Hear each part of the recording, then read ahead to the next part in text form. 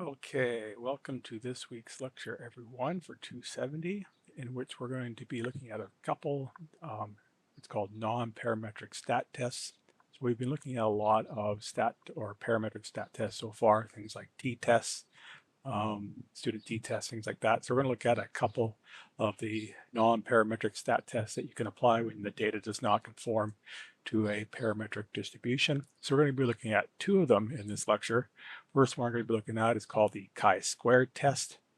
And then the second one we're going to be looking at is called the Mann-Whitney-Wilcoxon rank sum test, aka the Mann-Whitney U-test.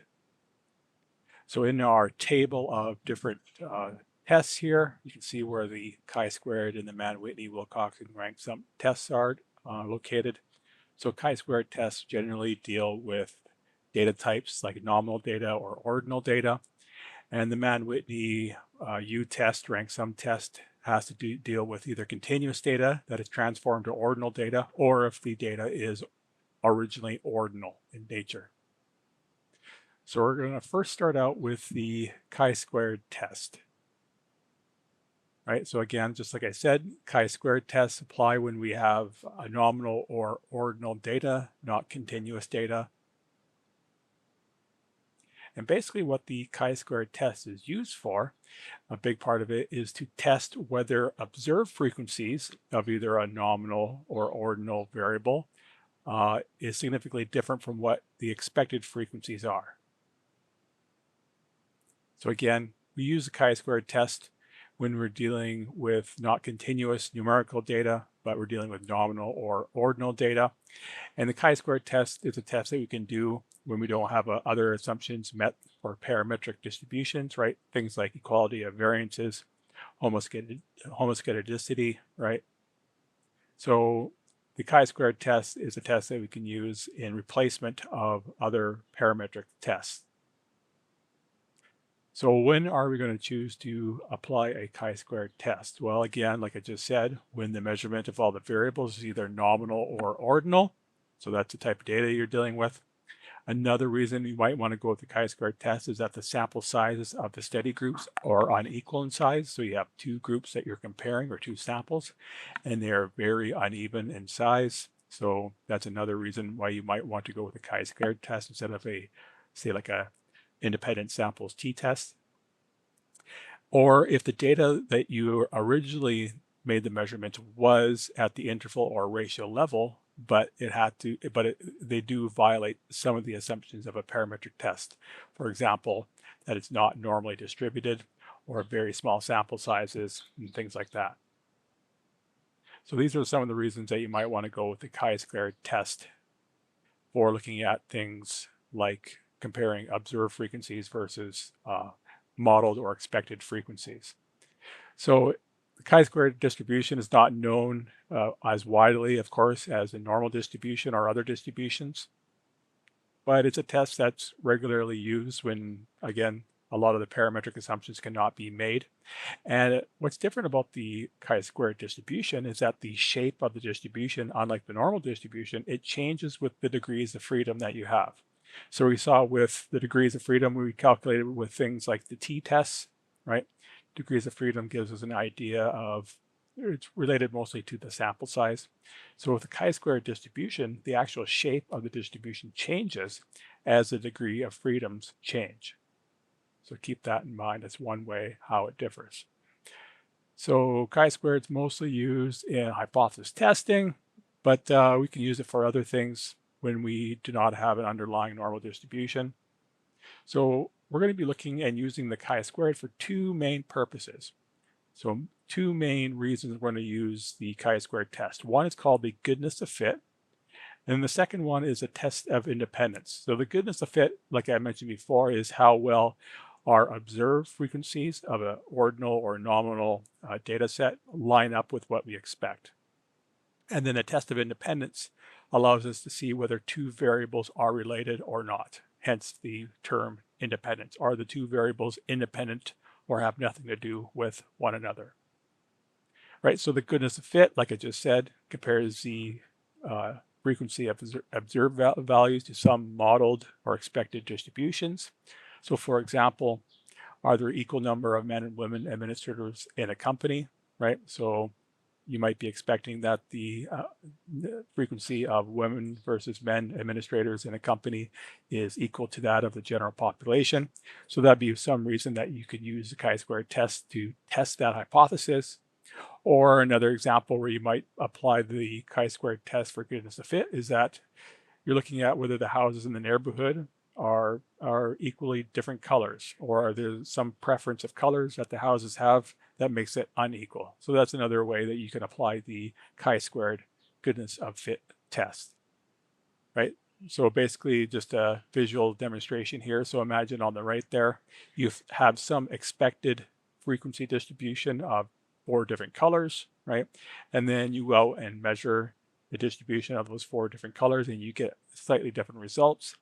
Then you can use the chi-squared goodness of fit test to see if what you observed is significantly different from what you expected or modeled in terms of the frequency.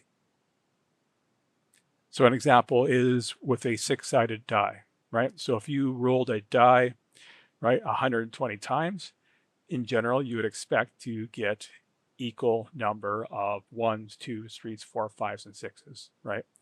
In general. But imagine you go and actually do the rolls, 120 rolls, and you get 10 1s, 25 2s, 33s, so on and so forth. So your observed frequencies is different than what you would expect. Okay, so this is a way that you could use the goodness of fit test chi-squared to see if what you observed in terms of the frequency of the die rolls is different from what the model or the perfectly expected results would be. And then the second reason we use the chi-squared test is the independence, a test for independence. Basically seeing if there's any relationship between 2 variables, basically using a non-parametric version of the independent means t-test. But with the chi-squared test for independence, we develop something called a contingency table, which is basically the expected values that we would expect for a certain variable, and we compare our observations to that to see if there's a difference or not. So example, imagine you're interested in whether men and women like or dislike watching hockey the same. Those are 2 variables that you can compare to see if there's a significant difference or not. So before we get into chi-squared anymore, let's look at a little bit of terminology. So observed frequencies, right? These are basically the counts that you go out, maybe you do a survey, you do some measurements, and you're measuring your nominal or ordinal data set. And that's basically the measurements that you bring back. And what you're comparing those observed frequencies to is the expected frequencies, which you're going to calculate in what's known as that contingency table. And I'll be showing you how to create a contingency table in a couple of the examples ahead here. So the chi-squared statistic, right, it comes from that Greek letter chi, kind of looks like a funny X, but it's basically a test that measures how a model compares to the actual observed data. So the chi-squared is a test stat. And what does the value of the chi-squared actually tell us? Well, if there's no difference between the observed and expected frequencies, we would get a chi-squared equals to 0. But if there is a difference between the observed and expected frequencies, we're going to have a chi-squared which is greater than 0. So there's no negative values with the chi-squared test or the chi-squared statistic. But with like other tests that we've done so far, whether we're going to determine to fail to reject or reject the null hypothesis is that we're going to compare the chi-squared value to a critical value. And how we determine the critical value, like with a t-test, it's going to be based on the degrees of freedom that's in our scenario, and also the significance level that we're looking at, the alpha level. And so how the chi-squared value is calculated is relatively simple. It's basically this formula right here, where chi-squared is equal to the sum of the differences between the observed, the O, and the E, the expected values, they're squared, divided by the expected values again. Sometimes the chi-squared test is called the Pearson's cumulative test stat, but it's most commonly referred to as the chi-squared test. So this formula is basically showing us the same thing here, where this chi-squared value is equal to all of the squared differences between each observed and expected value divided by each expected value. Adding all of those up gives you the chi-squared value, which you're going to be comparing to a critical value to determine whether you're going to reject or non-reject the null hypothesis. So kind of similar with the normal distribution and the t-distribution, we can determine whether we're going to not reject or reject a null hypothesis by splitting up our distribution into the non-rejection and rejection areas. And so when we have a chi-squared value which is less than our critical value, we're going to be in the non-rejection zone. So we're not going to reject our null hypothesis if our chi-squared is less than the critical value. But if the opposite is true, where we have a chi-squared which is greater than a critical value, we're going to be in the rejection zone of our chi-squared distribution, and we will reject the null hypothesis. Okay, so now that we got a little bit of the intro out of the way, let's look at using the chi-squared test first for the goodness of fit. And of course, we're going to be using the same 7 steps of our classical hypothesis testing that we used with the t-test, stating our null and alternative hypothesis, selecting the appropriate test, selecting the level of significance, calculating degrees of freedom, then using that to delineate zones of rejection and non-rejection, calculating the test stat, in this case going to be the chi-squared, and then comparing the test stat to the critical value. We're going to determine whether we're going to non-reject or reject the null hypothesis. So let's do a problem here. So imagine that 14 people are asked which day of the week they were born on, and this was the following results. So these are our observed frequencies here. So of course, 7 days of the week, we go out and ask 14 people, right, which day of the week they're born on.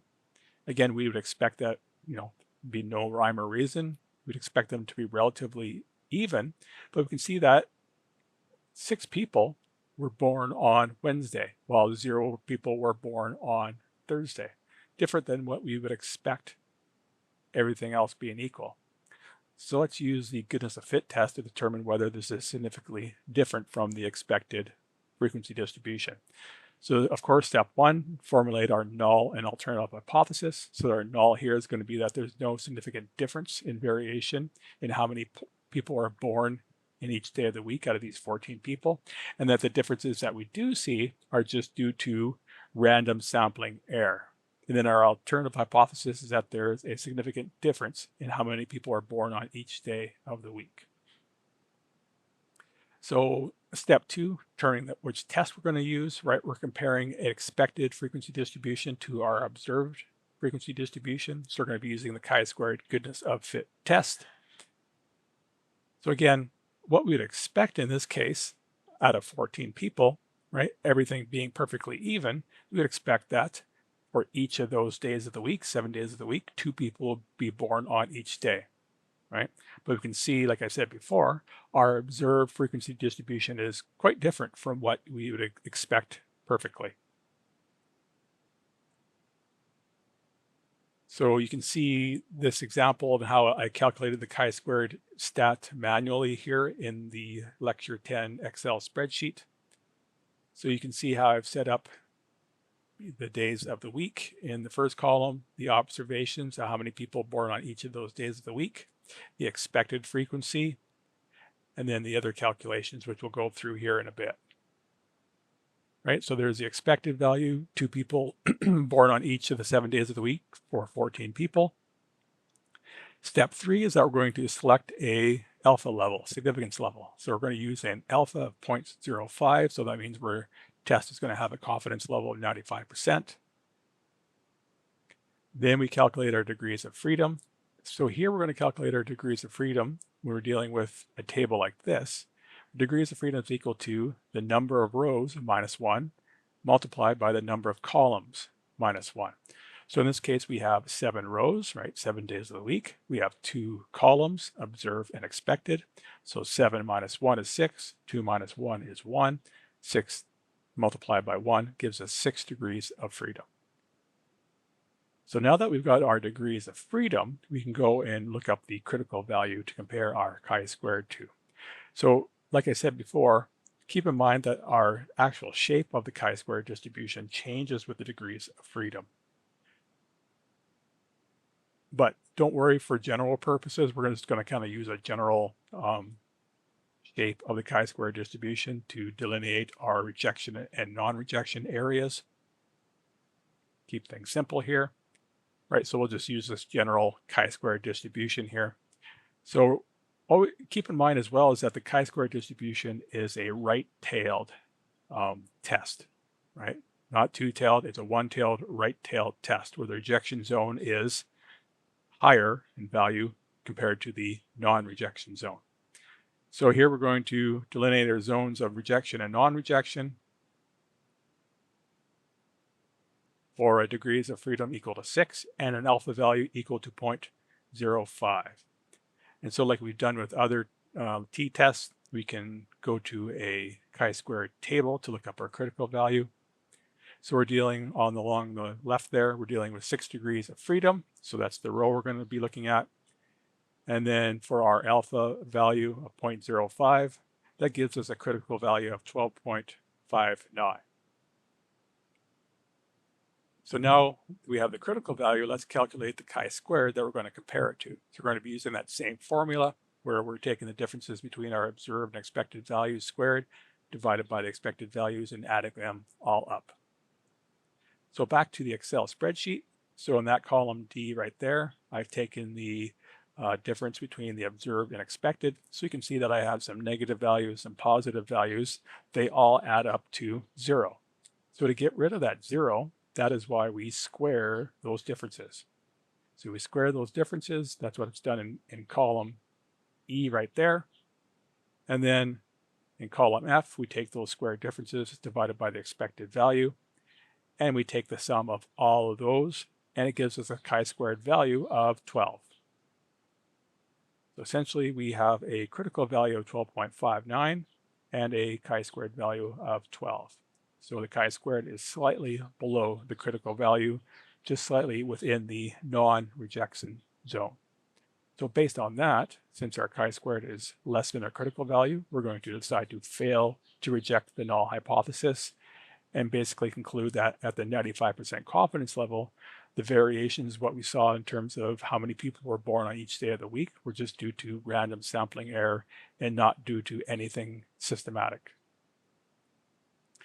Right, so you can do your own calculation here for the chi-squared goodness of fit test. So instead of using days of the week, this one looks at the birth month and uses an alpha value of 0.1. So here's the tab here, chi-squared birth month. So the observed out of 16 people were surveyed to tell which month of the year they were born in. And of course, if everything was equal, that's what the expected frequency would be. And basically I've done the same calculations there to give you a chi-squared value, in this case, of 5. In this case, right, going to be calculating the degrees of freedom the same way, but now we're dealing with 12 rows. Instead of 6 as before, or 7 as before. So in this case, we have 11 degrees of freedom. So if we go to our chi-squared table here, 11 degrees of freedom, we're now at a alpha level, using an alpha level of 0.1.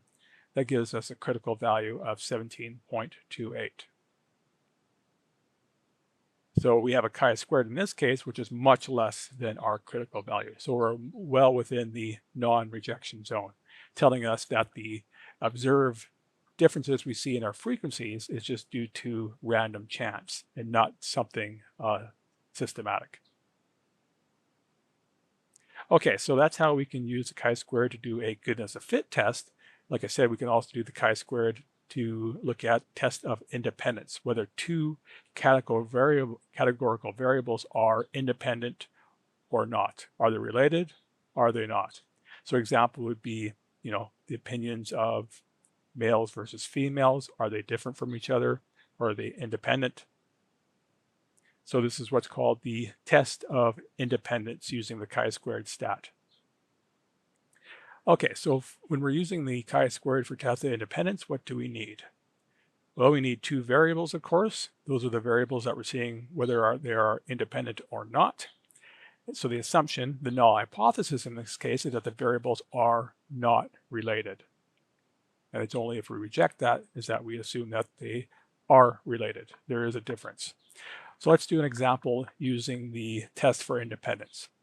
So imagine that 50 women and 50 men are surveyed for whether they like hockey or not. The survey comes back and it says that 70 people like hockey, 30 people don't like hockey. So the research question is, based on your results, do men and women like or dislike hockey equally? So you can see here, here's our survey. We have 70 people that like hockey. We have 30 people that dislike hockey. But we can see that there's a difference between the numbers of people that like hockey between men and women and dislike hockey between men and women. So the question is here is that, is there a difference between men and women in terms of the rates at which they like hockey or not? So the first thing we're going to do for a test of independence is create a contingency table. So basically the contingency table is the expected values that we're comparing our observed frequencies to. So we have to calculate these expected values to create our contingency table to do this test. And how we calculate each of these values is this formula up in the right-hand corner here, which E is the expected value is equal to the total of the column, the total of the row, divided by the grand total, which is n in this case. So n is not the sample size in this case, but is the grand total. So let's go to our example here. So for our contingency table down here, we have a column total of 70. We have a row total of 50. We divide that by the grand total, which is 100. That gives us a value of 35 for the number of males that like hockey and also the number of females that like hockey, right?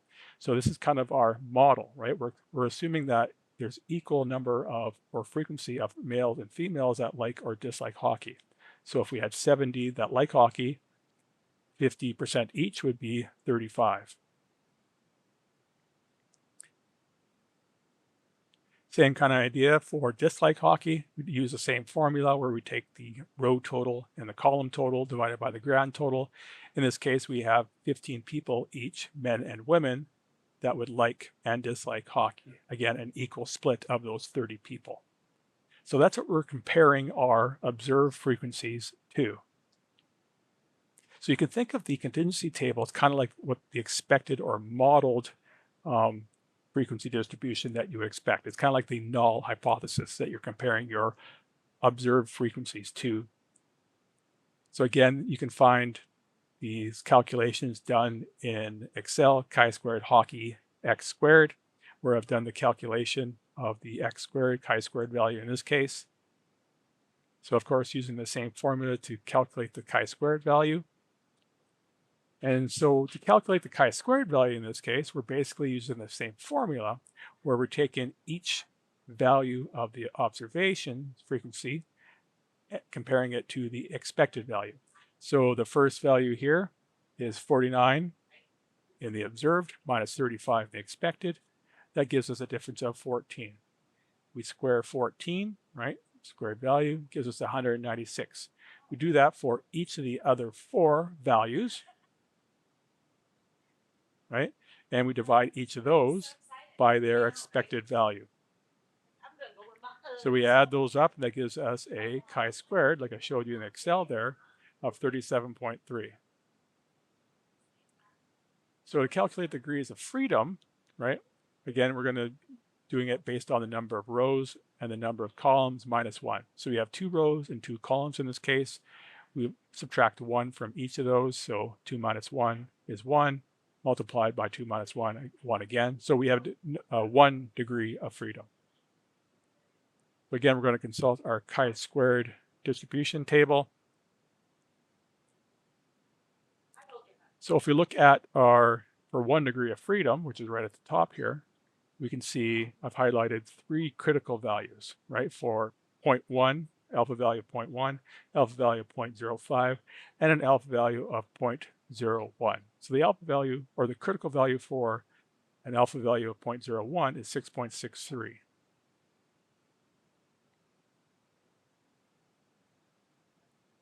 So since, right, just by looking at our really high chi-squared value of 37.33, we can see that it is much greater than even 0.01.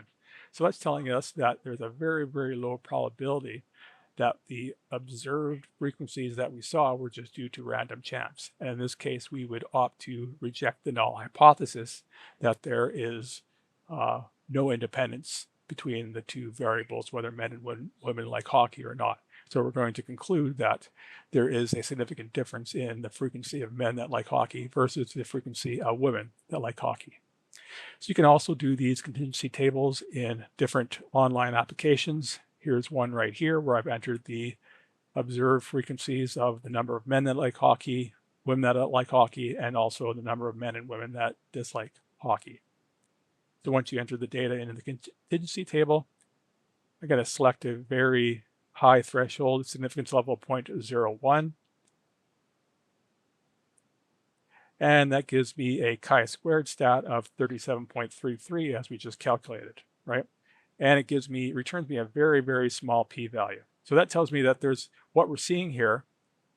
There's a very, very remote chance, very, very small probability that this is not just due to random chance. So there's a significant difference, what it's telling us, between men and women and the frequencies that they like or dislike hockey. Okay, let's look at another example of chi-squared test for independence.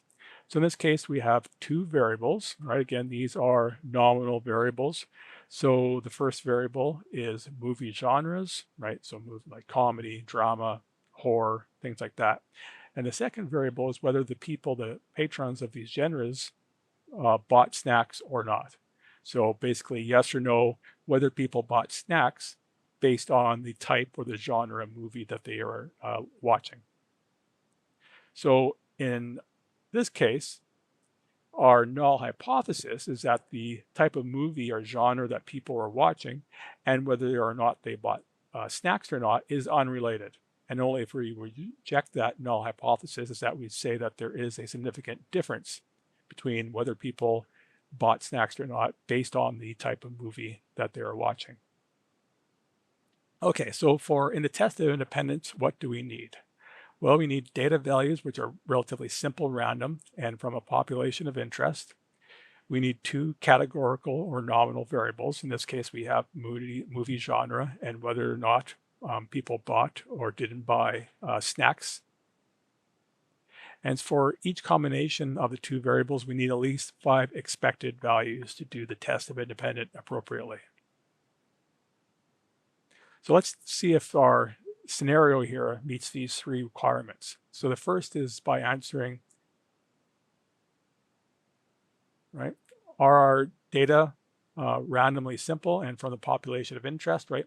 So in this case, we surveyed 600 people, which saw different movies and whether they bought snacks or not. So we meet that requirement here. We do have 2 categorical nominal variables. Again, variables are movie type and whether snacks were bought or not. And the last one is whether the 2 variables, we need at least 5 expected values. So we'll come back to this a little later on to see if our scenario here meets this last criteria. But let's go on and follow our steps for a classical hypothesis test. So our null hypothesis is that there's no significant difference in the frequency of people that bought snacks or not based on the type of movie they're watching. And if we reject that, we're going to say that there is a significant difference, statistically speaking, on whether people are bought snacks or not based on the movie that they're attending. So step 2, right, we're seeing if 2 variables, nominal variables in this case, are independent or related to one another. So it's a non-parametric test, so we're going to be using the chi-squared test of independence. Step 3, let's set our alpha level to 0.05, so a 95% confidence level. Degrees of freedom, right? So in this case, we're dealing with 4 genres. So we have 4 rows and we have 2 columns for the other variable, snacks or no snacks. So basically, we're going to take our number of rows, which is 4, minus 1, multiplied by the number of columns, which is 2 minus 1. So basically, we get 3 multiplied by 1, which gives us a total of 3 degrees of freedom. So we're going to delineate our zones of rejection and non-rejection using our alpha level 0.05 and our degrees of freedom of 3. So we now have to go and look up our critical value. So 3 degrees of freedom cross-referenced with an alpha level of 0.05 gives a critical value of 7.81. So there's our critical value, which is going to separate our zones of non-rejection and rejection. Right? So you can think of this for a 95% confidence level, right? We can think of there only being a 5% chance if that chi-squared value is greater than that critical value, that is due to chance. So it's a 5% chance again that our test is going to give us a false positive or a type 1 error. So let's go and calculate or create our contingency table, where basically our expected values that we're going to compare our observed frequencies for.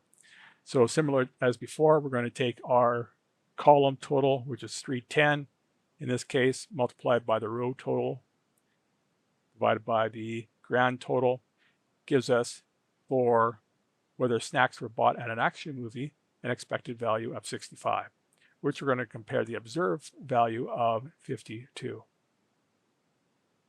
Right, so once we complete the contingency table, we can compare the observed values, which I just showed you in blue there, to the expected values shown in red. And if we visually compare the frequencies between the expected counts and the actual counts, we can see that there's a general correspondence between the two of them, but we're going to use that test to see if there is a significant difference between the expected and the observed or actual counts.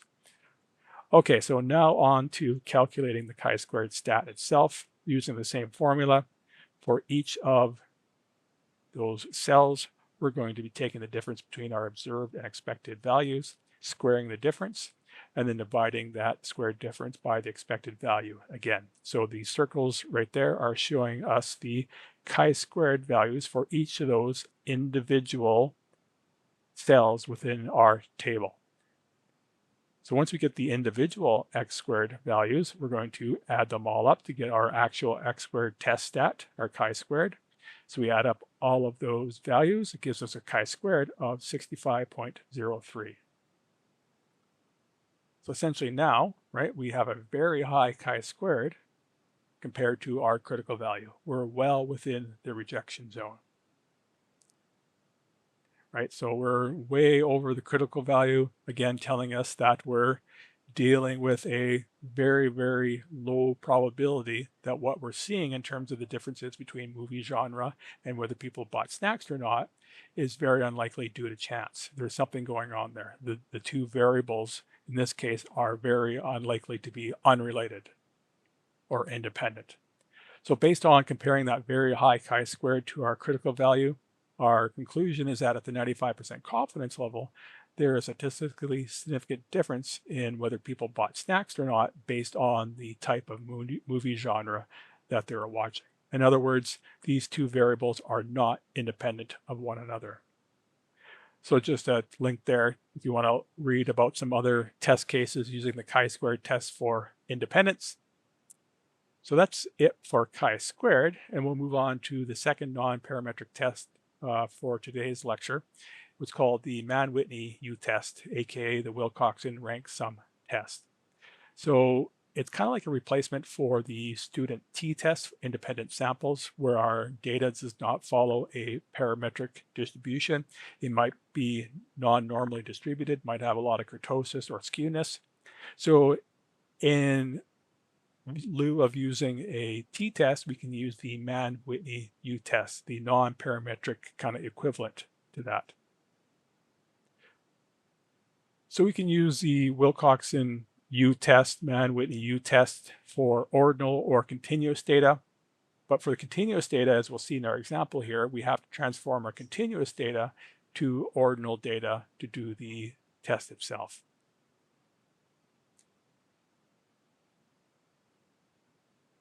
So the null hypothesis when using a Mann-Whitney U-test is that the two populations are equal. Maybe you're comparing the means. So our null hypothesis is that the two populations are equal or from the same overall population. It's only when we reject the null hypothesis that we're going to say that the two populations are not equal. And so the way the Mann-Whitney U test works is that you basically take your two samples and you order the values, and then you rank the values, add up the ranks, and compare those ranks. So I'll take you through it here. So let's do an example.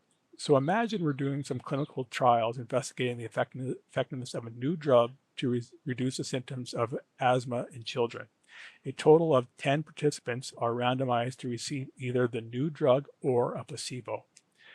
Participants are asked to record the number of episodes of shortness of breath over a 1-week period. And that's basically what this table is showing us down here.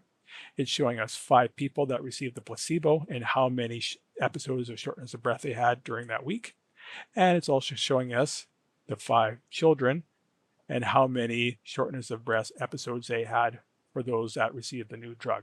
So you can see that there's much fewer episodes of shortness of breath for the new drug compared to the placebo. But are they statistically different from one another, or is it just random sampling that we're seeing? So if you look at the frequency distribution of this data, you can see it's very platykurtic, very non-parametric, right? Doesn't follow a normal distribution, not even close. So this is a reason why we couldn't use a student t-test of independence, and instead we're going to opt for the Mann-Whitney U test. Okay, following the same kind of classical statistical test, right? Step 1 is to order the total sample pool of, or sorry, this is for how to calculate the actual Mann-Whitney U value. We're going to order our values in each of those samples. We're going to assign ranks to them, and then we're going to add up the ranks in both columns and calculate the U based on that. So here's our table here. So this is our data here between the number of episodes of shortness of breath between people taking the placebo and the people taking the new drug. So that's the original data on the left here. So what we do here in the next couple columns is that we order the values, right? So we're taking the smallest value from the new drug data set, and that is value number 1. Value number 2, we keep the values in their respective columns, right? Both have a 4 between the placebo and the new drug categories. And then 12 is the highest value. So it has the highest, or it's the last in the ordered values there. And then the last thing we do is that we rank the values. So we take our ordered values and then we rank them. So order number 1 gets a rank of 1, 2 gets a rank of 2, 3, 3. But since here we have 2 4s, so it's a tie for 4th place. So essentially we split the difference between 4 and 5. So that's why we give each of those a rank of 4.5. There's only one 5, which gets a rank of 6. There's 2 6s, which get each, because they're the same, get each a rank of 7.5, then 9, then 10. Then once we get all the ranks done, we add up the ranks in each of the categories, in this case placebo and new drugs. And then from the R values from our table there, we're going to calculate the actual Mann-Whitney U value for each. So we're going to be using this formula here where the N's are the sample sizes and the R's are the R's that we just calculated from the sum of the rank values in the previous table. So using that formula, for the U for the first group is equal to 3, and the U for the second group is equal to 22. Okay, now what to do with those two values? So we have a U of 1 of 3 and a U for the second group of 22. So in general, as the difference between the U values between the groups gets larger, that indicates that there's a more significant difference between those groups. Okay, if they're more similar, right, if there's 3 versus 4, they indicate there is much less separation between the two groups. So the next step is, with the Mann-Whitney U test, we generally take the smallest U value to compare to our critical value. Okay, so in this case, of course, we're going to go with the U value equal to 3. So now we have to go to a lookup table like we've done with the other test to see what our critical value is going to be. And the way that the Mann-Whitney table is set up, U table is set up, is that it's based on the sample size n between group 1, which is along the left side there, and the sample size or n of group 2, which is going along the top there. So that's basically how, in this case, this table is for an alpha value two-tailed test of 0.05. These are the critical values that you would find for each of those sample sizes. So in our scenario here, we have a sample size of 5 for each of our groups. So that's going to give us a critical value of 2. So one important difference in how we compare the U stat to the critical value, right? In most tests, like we just looked at the chi-squared, if the chi-squared is greater than the critical value, we tend to reject the null hypothesis. The Mann-Whitney U test is the opposite, in which that we reject the null hypothesis if the U is less than or equal to the critical value. So that's a very important distinction for most other stat tests in how you compare the test stat versus the critical value. So we already saw there for a alpha value of 0.05, we have a critical value equal to 2. So since our U value is greater than a critical value, we're going to fail to reject the null hypothesis and assume based on this that the samples are equal at a 95% confidence level. So let's look at one more example for the Mann-Whitney U test. So imagine you have data on the number of goals scored for a team for year 2002 and 2023. You calculate the means of the number of goals scored per game for each of those seasons, and it gives you a slightly higher average for the year 2023 compared to 2022. And for each of these groups, the years in this case, we have 8 values in both of these data sets. So we're going to use the Mann-Whitney U test to see if there's a significant difference between the number of goals scored between 2023 and 2022. So our null hypothesis is that there's no real difference in the number of goals between those 2 years. And our alternative is going to be that there's a significantly higher number of goals scored in 2023 compared to 2022. So because we're looking at whether there's more in one group than another, we're going to be using a one-tailed test. So again, let's just select a significance level, alpha level of 0.05, and let's go through the same steps in calculating our table here. So there's our original data, right, for the number of goals scored between 2022 and 2023. Then we're going to take that data and order it, right? So we're going to put it in order. And then we're going to rank those values. Okay, so we take those ordered values and then we assign them a rank, right? So equal ordered values get the same rank. And then we add up the ranks in each of those columns, and it gives us those two values, R values, R1 of 58.5 and an R2 of 77.5. Then we're going to take those R values along with our sample sizes, which is 8 in this case for both of the categories, and we're going to calculate our U stats. So you can see here, we get the smallest U stat of 22.5. So that's what we're going to be comparing to our critical value.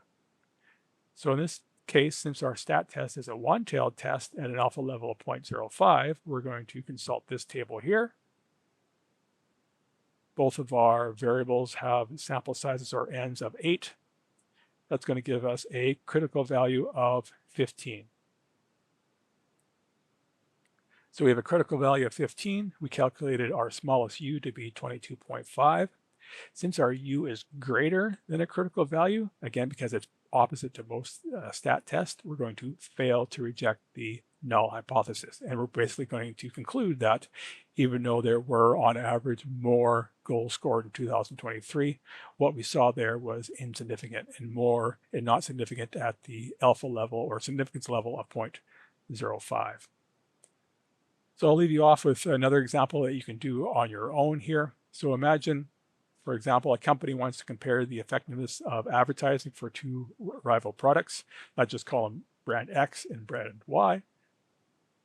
To collect some data, they go out to do a survey at a local shopping center where they ask 12 participants, basically for the two rival brands of coffee, brand X and brand Y, which they rate on an overall likelihood of them buying the product. So 10 being definitely going to buy the product, 0 definitely not going to be buying the product.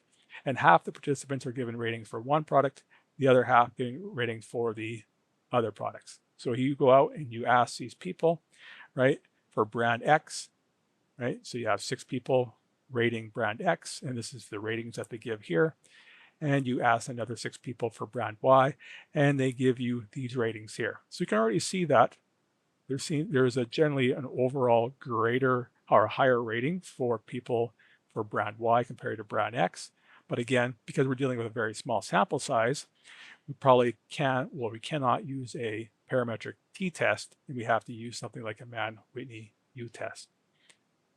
So basically what we're going to be looking at is calculating whether the brand Y gets statistically higher scores than brand X using the Whitney u-test.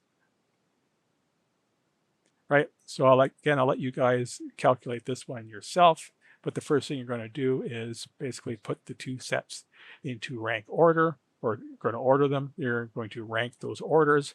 You're going to calculate your R1 and R2, and from that you're going to use the equation to calculate your two U values. You're going to select the smallest U values and calculate and compare that to your critical value to determine whether you're going to accept or you're going to not reject or reject the null hypothesis.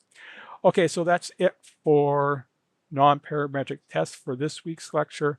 Next week's lecture, we'll be getting into looking at more other tests, looking at autocorrelation. Have a good weekend.